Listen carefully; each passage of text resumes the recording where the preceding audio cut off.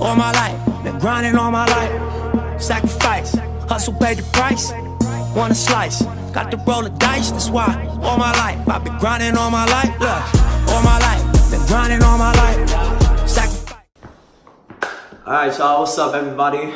Back again. I know it's been a long 3-week hiatus, but I am back.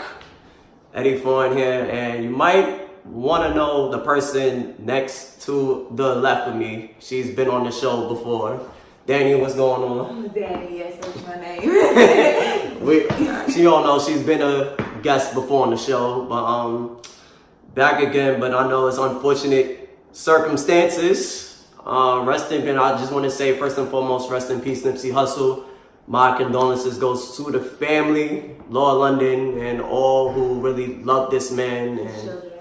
yes, his children, and for the fans who love his music and his clothing and things like that. And the fans behind like his movement.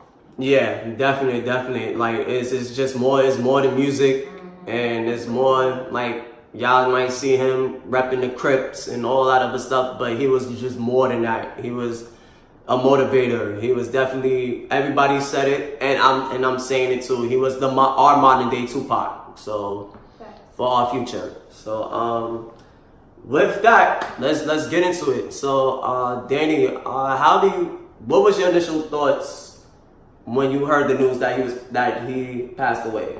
First of all, I was speechless. Cause I was just like reading stuff about him, the other day, and like what he was doing, and then like also I saw a little video with him in London, and then like I'm just scrolling through and I see Shade Room, and it was like Nipsey just got shot, and I'm just like, hold up. Wait like, a minute. wow, like, yeah. Yeah, like I was like, wait, this is not real. Like, right. This is not real. No, for real. Like some real shit. It wasn't real. Like I was very speechless. I didn't know what to say because it's like, why him? Like, out of all people. Yeah, like out of all these people, like why him? And we all knew the media was gonna push us to it was gang related, and that's something I don't believe in because he been banging for this long, 33 years old. Right. I would think someone would have been trying to take him out by then, you know what I'm saying? Exactly. Yeah. So it's like, it's way beyond that. It's not gang related, as my own opinion. So it's deeper than what they're trying to say.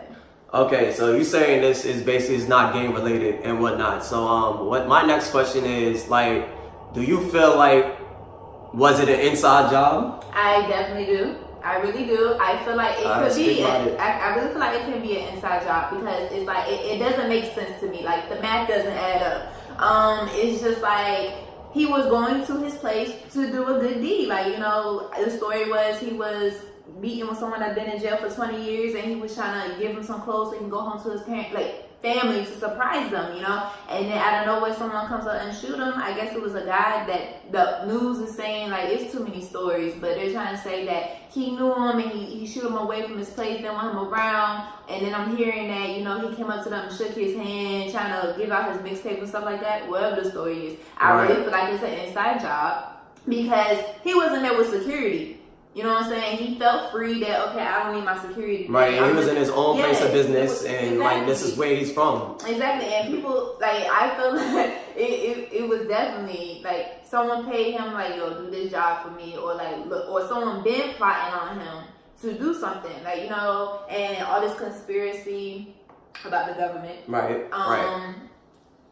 It could be, you know what I'm saying? You don't know what that person motives really were. Like someone could have been like, here's some money, take out Nipsey, or like he could have been working with the feds. We do not know. People talk all this junk, they stop putting all these conspiracies and stuff like that, but we don't know the story. Y'all don't know the story, but we're trying to investigate ourselves. And trying to figure it out. I watched a video about, I think his business partner, he was talking about how they just bought the building.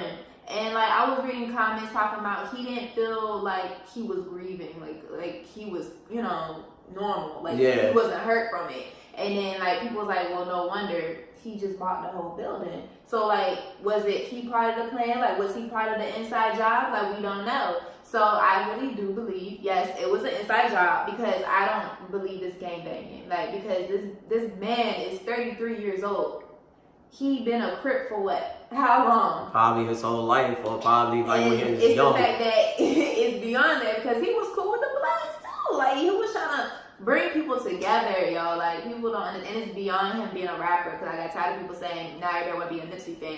Some people didn't listen to his music, but they follow his movement. You know, they believed in what he was about and what he was trying to do. He was about change, you know, helping this younger generation, because they definitely need guidance. And exactly. It's just, they kill a real leader. Like, who goes, like, leaves, come back and shoot him up? Like, they had to know that security wasn't there. They had to know that he let his guard down for that 1 minute, like 3 seconds, because the guy said he left him for 3 seconds and then pop, pop, pop. Right. Like, you know. I mean, it's crazy, and like I honestly respect everyone who's doing these visuals and things like that. Even the rappers that knew him, that got the chance to meet him. Personally, I didn't get the chance to meet him, but I've heard of his music. His music is dope, but like I said, it's more than music. Like, I know the Nipsey Hussle that I know, who was a motivator, that was a leader.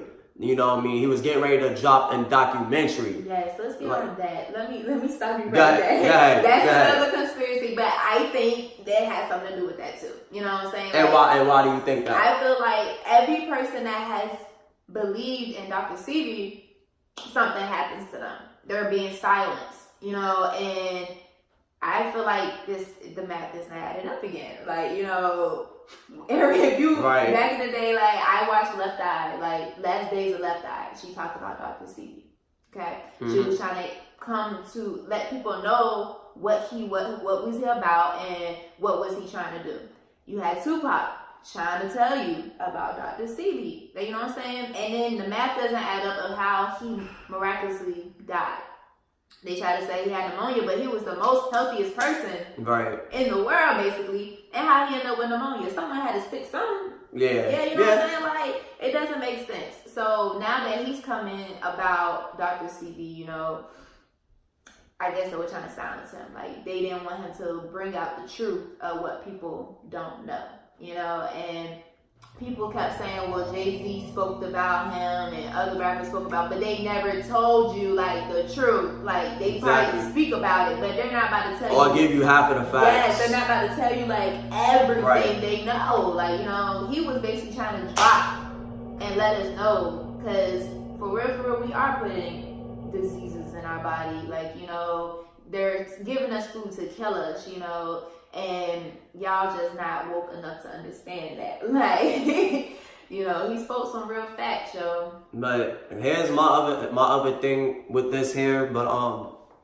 not only that, but the violence that's in our communities, like, that's the biggest thing of it all. This is far from Nipsey Hussle. This is far from, you know, and another thing, and I know this is different circumstances, but if y'all know about rap battles and all this other stuff, rest in peace Tech Nine also. So, like, that's the second person in hip hop in about a week that we lost. Not even that. Like, I mean, I know he wasn't important to y'all, but Cliff Dixon.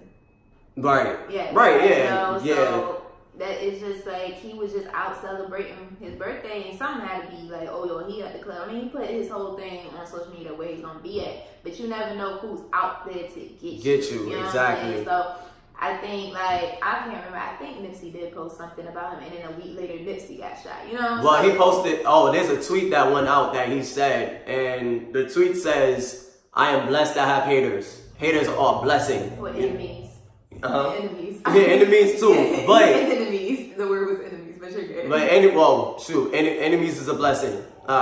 Scratch that. But anywho, no. But on a serious note, like, it's just this is a epidemic that needs to stop for real.